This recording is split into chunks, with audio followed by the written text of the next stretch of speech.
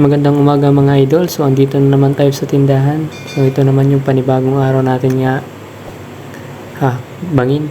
So ito pa yung mga dumating ngayon, mga deliver. So yan po yung kasama ko. So kumukuha po siya ng bigas. Ito po yung mga dumating ngayon: Sting, Del Monte, Silver Swan, Pocari, tsaka sabon. Marami pong. Dito naman nag-ayos tayo dito ng cheese 8 na red. So cheese 8 na red yung ayusin natin mga idol. Kung paano ayusin at kung paano ito ilagay sa karton. So dapat lang po nakasunod-sunod lang po ito at nakauna po yung pangalan niya. Ganito lang po kadali.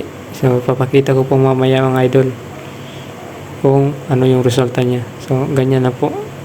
Ito na po yung resulta niya.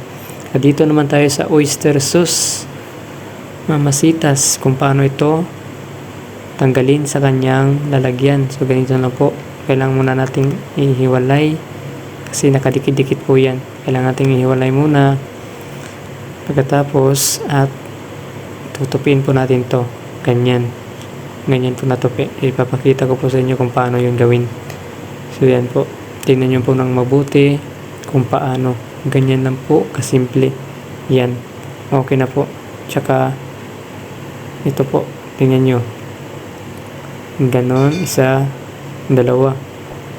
Ganon na po. Tsaka ito na po yung pinail natin. Napakalinis po tingnan at maganda po.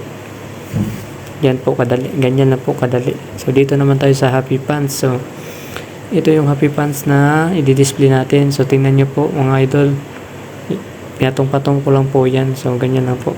Tsaka ipapatong ko po dyan. Medium 12 Happy Pants. Ito po yung pinaka surong. Ito po yung pinaka malakas dito sa amin. Ito po yung palaging binibili ng mga customer. Kaya ito, madali lang itong maubos. Maya maya wala na to. Lalagyan ko na naman to kasi ubos na naman to mamaya. Kasi ito palaging hinahanap nila, yung medium Happy Pants. So sa mga gustong matuto kung paano, gayahin nyo lang po yung ginagawa ko mga idol. Ito po,